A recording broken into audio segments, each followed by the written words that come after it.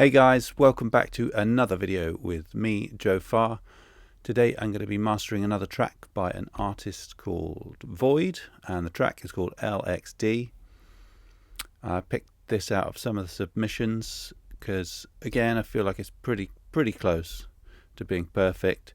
There's a few things in it I want to take care of, and I'm going to talk you through the process and explain why I'm doing what I'm doing, and then we'll listen to the result at the end.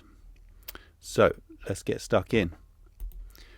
As usual, I'm going to flick through the track and check out some of the different sections, see if there's anything poking out that I think needs attention, and then we'll move on to the next stage.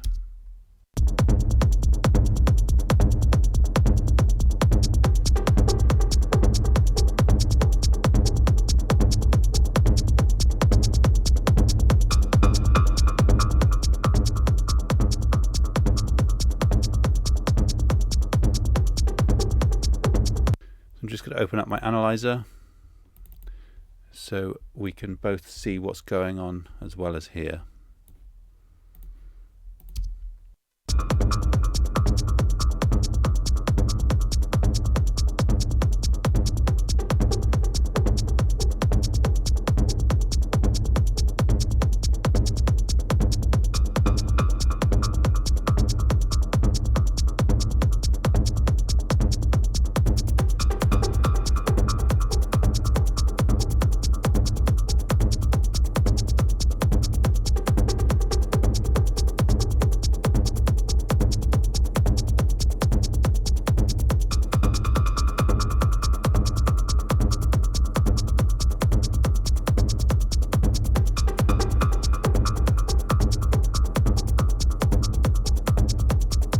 Just resizing the analyzer there so you can see it better on the screen.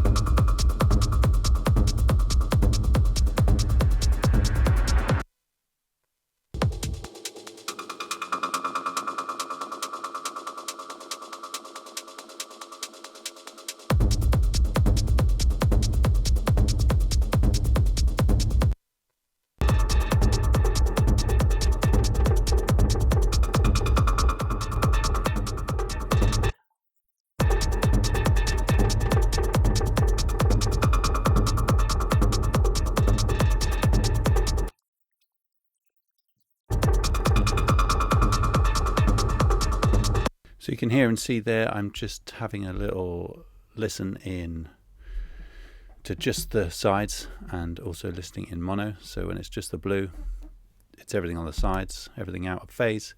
And when it's white, it's the mono or the center of the image.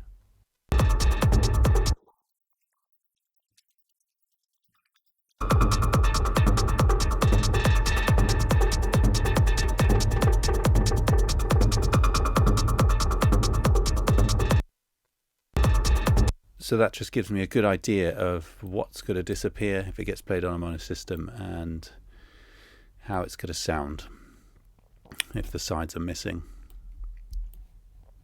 Okay, so I've decided where I want to go with this. I really like the dynamics and the movement of the synths and the atmospheres, but I want to bring out some of the lower mid-range detail. So I'm going to try and control some of those atmospheric pulses and builds that come up, and then bring out some of the lower detail in the mid-range. The low end sounds good, the highs sound good, so don't need to do anything to them at this stage. So I'm going to try, the trouble is with trying to bring out lower detail is you've also got to push back some of that stuff that's popping out a bit, so those pulses and synths I was talking about, and also other stuff will become affected. So the lower end of the hi-hats, so the kind of more mid-range of the hi-hat will be affected, and the top end or slap of the kick drum will get affected, or slap towards mid-range knock.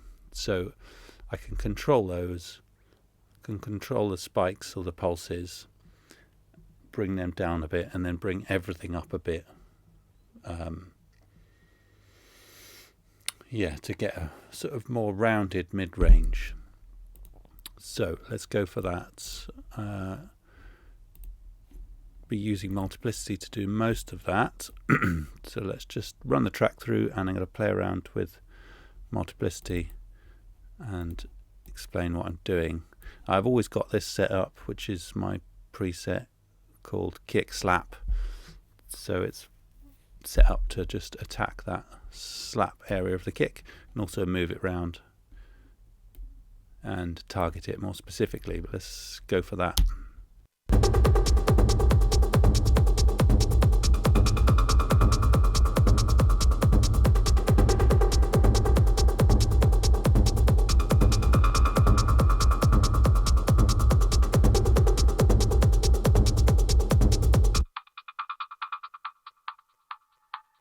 So you can hear there's some crossover there between the kick and that synth that's popping out, which is ideally what I wanted. I thought I might have to do that with 2 bands, but it looks like I can do it with 1.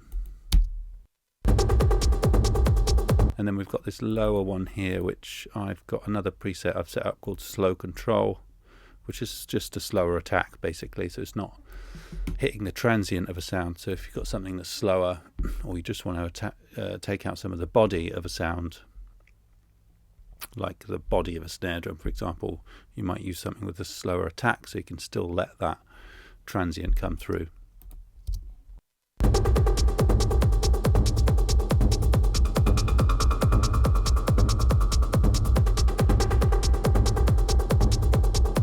So you can see it's just chipping away at that sound.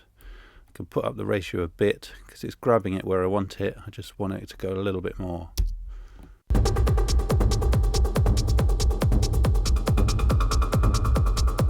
Then we can have a listen to what it's taking away.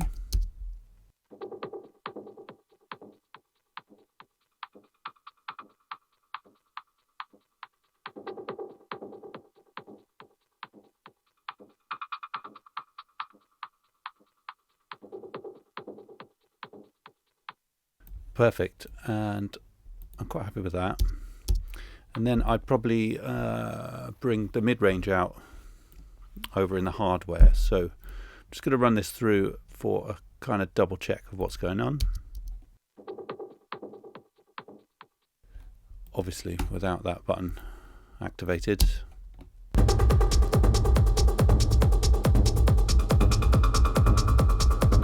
Probably going to take out a bit of that spiky hi-hat there, so I'm going to use my kick smack preset again, but just really narrow the band. You can zoom in on here as well.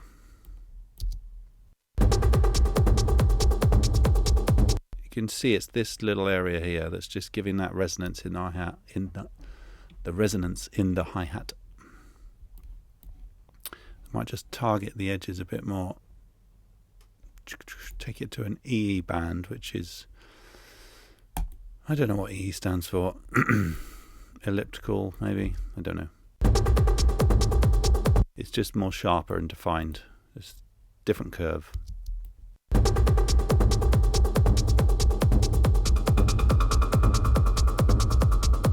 Then we can solo that band.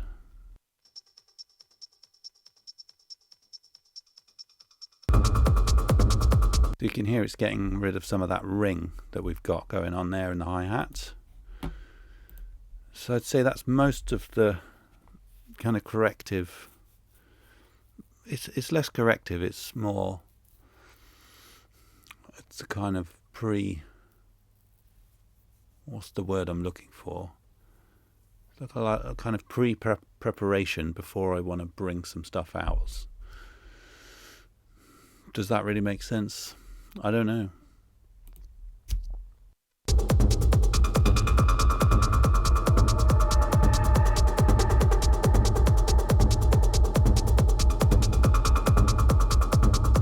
I mean, let's get rid of that crossover. I think probably I want to target that higher end synth a bit more. Just going to go with slow control again because it's pretty similar to the sound down below. I think it's just an octave lower.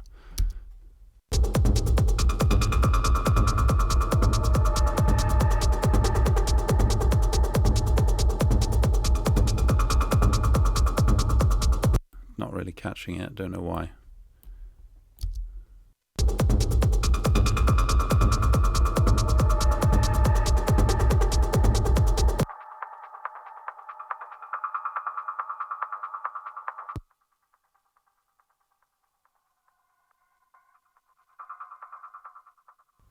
Yeah, I think that's helping. Just a bit of a slower release, I think.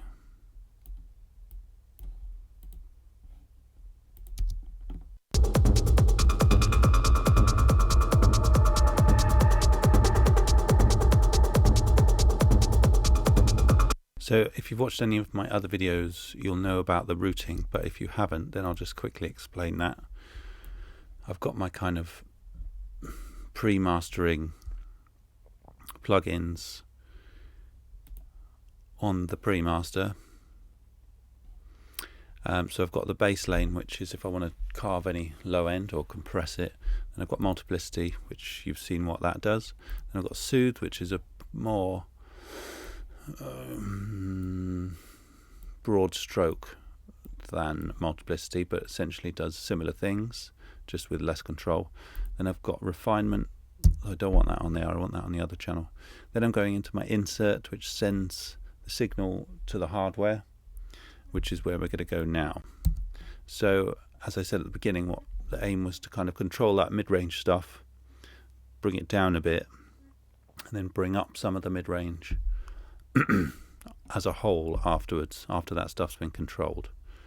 So I'm just going to run it a bit, and then I'm going to play around probably with the Swift, which is the valve EQ, and we'll see how that comes out.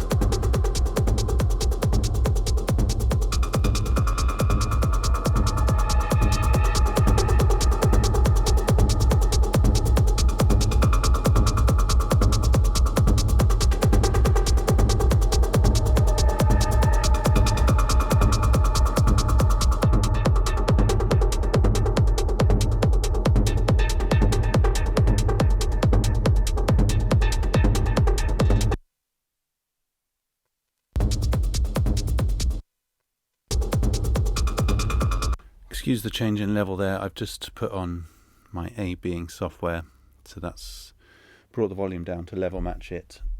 I was just messing around with the Swift here, which has got a few different settings, but I'm just going to run it through again, have more of a fiddle.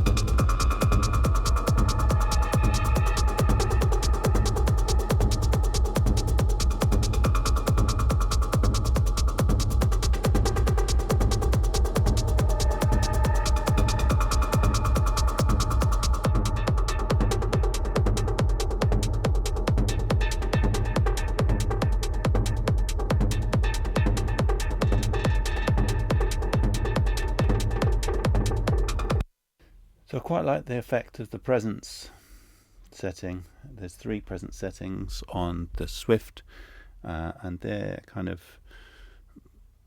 higher mid-range curves. but I feel like it's boosting too much of the treble, so I'm going to do 2 EQ moves, a bit like you do on a Pultec, where you're boosting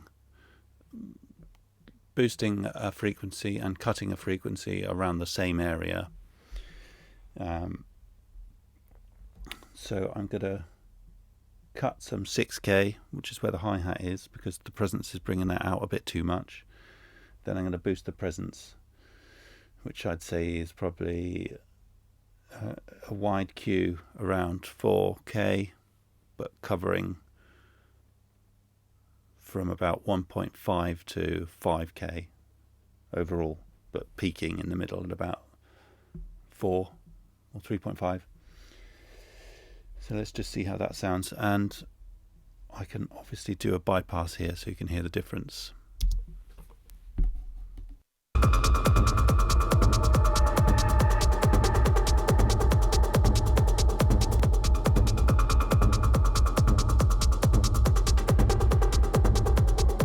And what I find with the hardware, because it can be quite subtle, is on the HCL EQ I've got here, solid state EQ, the middle setting is off, to the right is boost, to the left is cut. So I find if I go from boost to cut, you can really sort of hear a difference of what you're affecting. Excuse my auto. Saved my ears many times.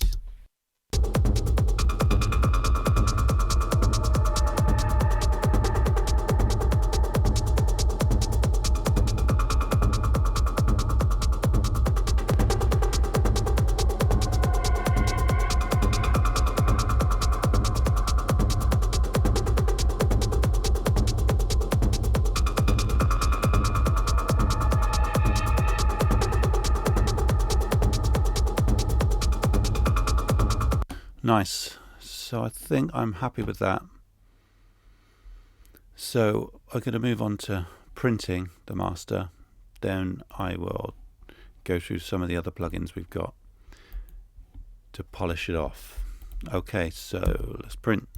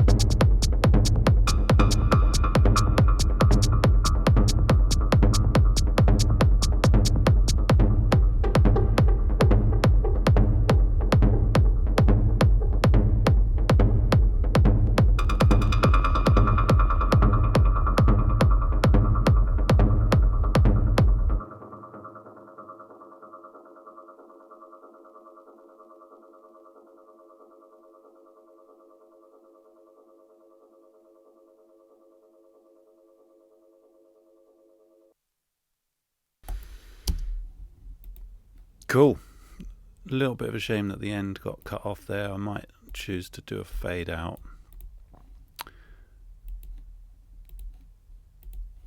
And what I love about printing through the hardware is that it forces you to re-listen to the track and assess whether all your decisions have been correct or if you've missed anything. And I think they were mainly correct, but I think I probably will do a little bit of work with Soothe, which I didn't do on the way in. Probably just do a little bit of work with that to iron out some of those peaky bits from that synth, because I missed them the first time round. But they came up in this section, I think, where they were kind of building and sustaining for a bit longer and therefore sticking out a bit too much. Right, so we're going to mute the pre-master. Now we're on to the printed channel.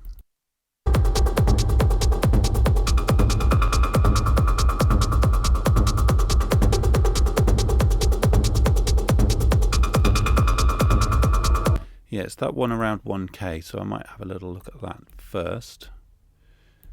In the right zone would help.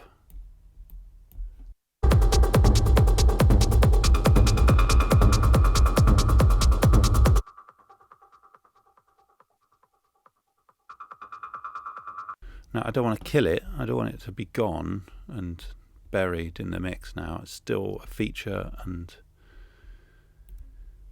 character.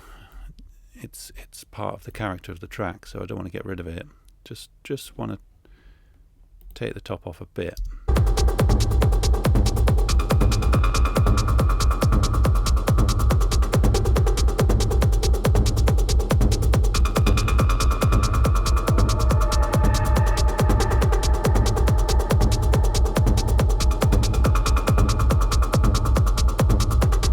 Yeah, so I think that's got it. Then I was really enjoying the section where the sub dropped out and then came back in again, and made me feel I probably want to do a little push in the low end, just a little one. So I could have done that on the way in, but I didn't with bass lane. It's got a nice sub filter, but I can do a similar thing with equilibrium. And if I choose the DMG filter, which is their own curve, and let me just move this so you can see it better. In fact, I'll take it out there. So we go for a steep slope, and then the Q is the magic bit on this curve. So we'll create a little bump. So we'll get rid of any of this subsonic stuff that isn't needed, which might free up a bit of headroom.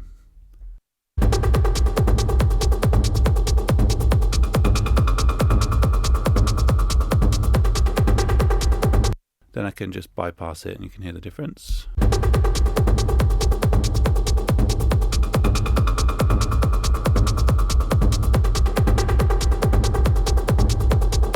Nice. That's just a tiny little boost, just giving that low end warmth and intensity that glues it together more, I feel.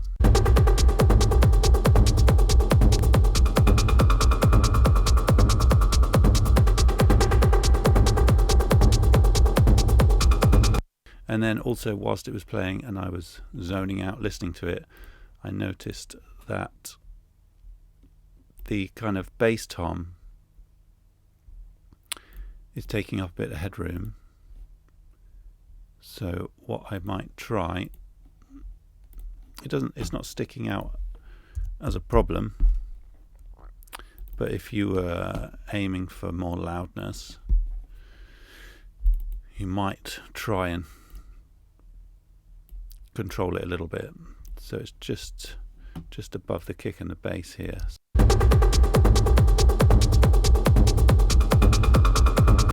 So I'll just use my preset so it can be nice and quick.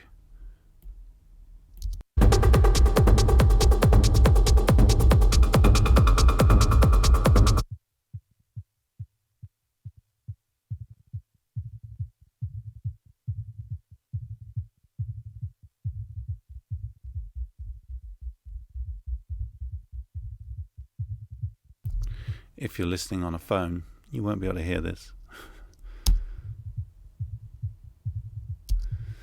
But it's also digging into the punch of the kick drum, which I don't really want to do. So it's probably just a sacrifice that's going to have to be made.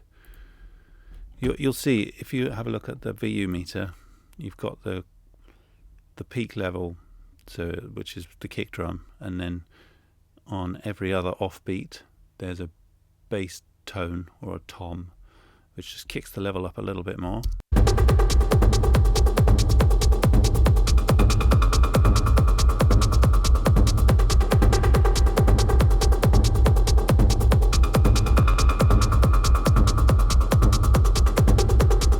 And that is coming from around the 100 Hertz area. But I don't want to mess with it because it's messing around with other stuff as well, and it's not a audible problem. So that's just the way it is.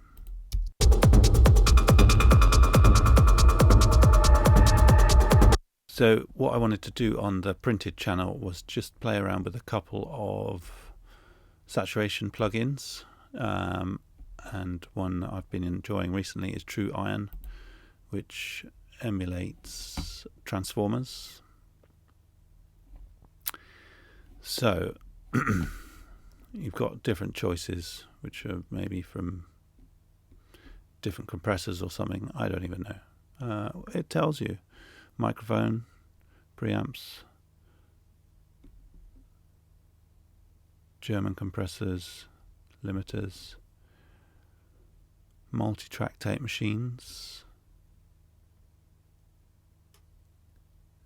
blue stripe compressors, don't know what they are. I'm too young for all this stuff.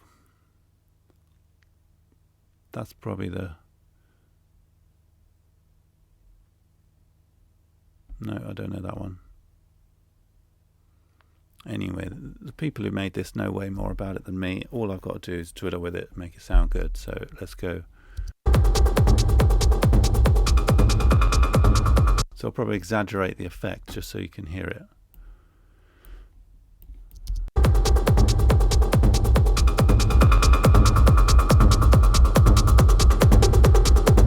Trouble is, the one trouble with this plugin is when you go between the different voices, the output level changes. Obviously they're having different effects, but it's hard to level match things and tell which one sounds better because it's fooling you if it goes louder.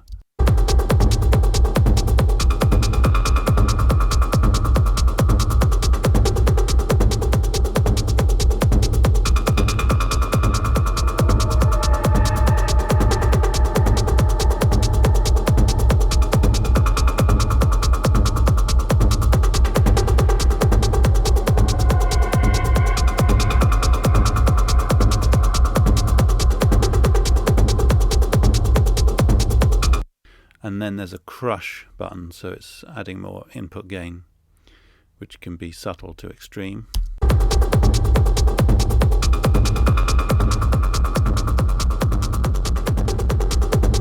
And you can even times it by 2, which would be good for production stuff, but not for mastering. Obviously I'm not going to crush this master.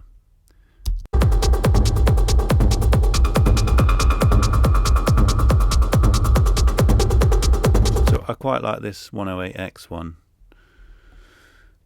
Optical compressors. But what I want to do is level match it to see what the real difference is.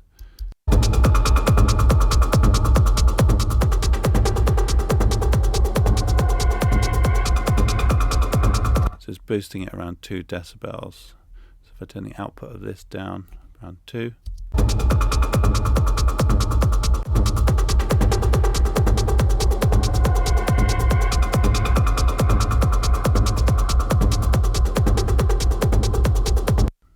Yeah, I don't like that. Sounds like it's crushing it too much, but maybe that was because I had the crush up.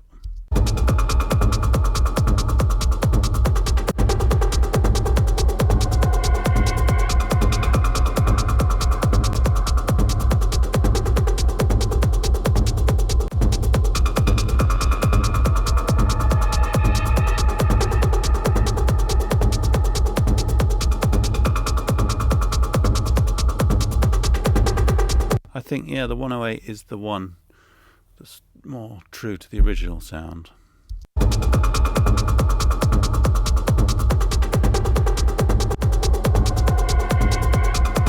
Then I'm going to give it a little bit of inflator.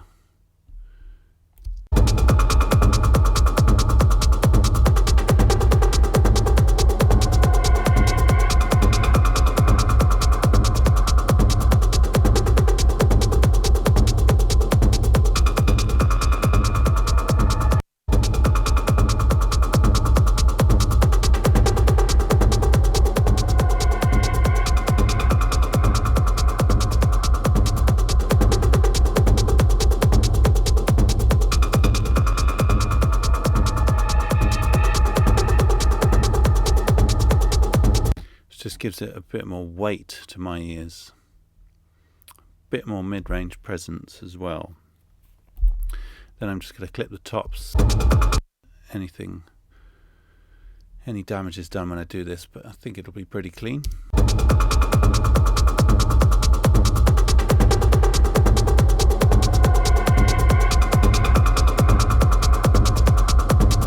Just taking the top off the kick.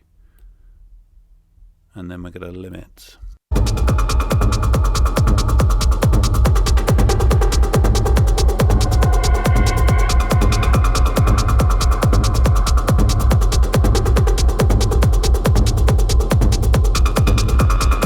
So what I'm looking for here is a fairly balanced amount of limiting between each band, but inevitably there's going to be a bit more on the kick drum because it's electronic music.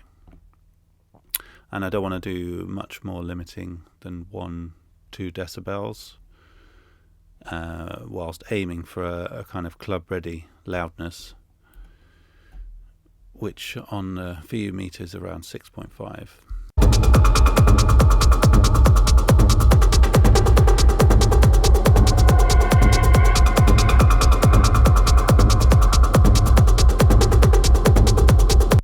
They're sounding pretty good. What I forgot to mention on the hardware was, after the EQing, it's just going into the Elysia, taking off 1 to 2 dB, just with a low ratio, so no kind of audible compression, and then pushing into the valve compressor just to get a bit of tone from that. 1 decibel on that, I'd say, and that's in pentode mode, slow attack, medium to slow release. So again, not really any audible compression, just the kind of a little bit of 3D valve effect, and it kind of cleans out the low end a little bit, that compressor, and just gives it that glue, that little bit of extra. So what I'm going to do now is roughly level match the pre-master and the master. Then I can go between the two.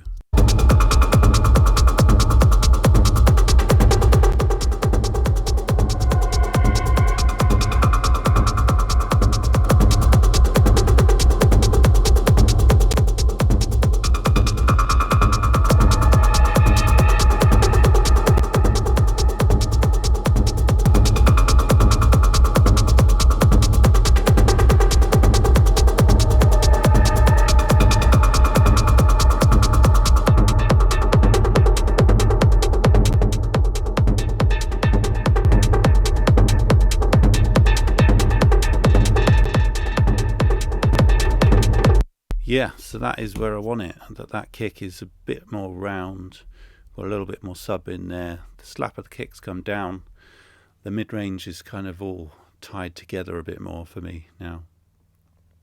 And of course we've boosted a few things with those, with the true iron and inflator, a little bit of clipping, so everything's kind of squashed together a bit more, but not too much that it sounds overly compressed.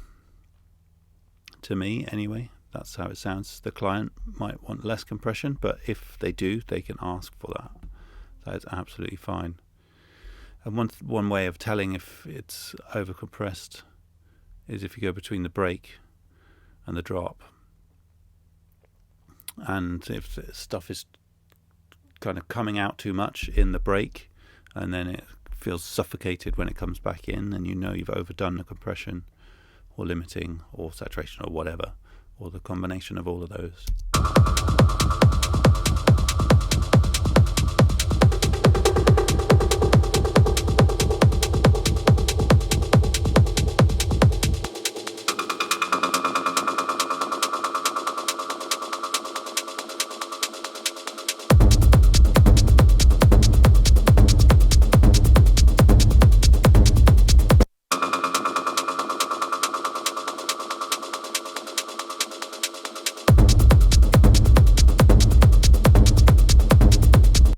Nice. So that is that track, Void by Void, LxD mastered. So I will render that and check it out in QuickTime, listen all the way through, see if there's anything I've missed. And if I'm happy, I'll send it off to the client for approval, and that's job done. So I've got 2 more tracks coming up by another artist, which I'm going to do videos for. And then I'm going to move on to ask for some more submissions, but of different styles of music. So keep a lookout for that, and see you in the next one. Thanks for watching. Take care.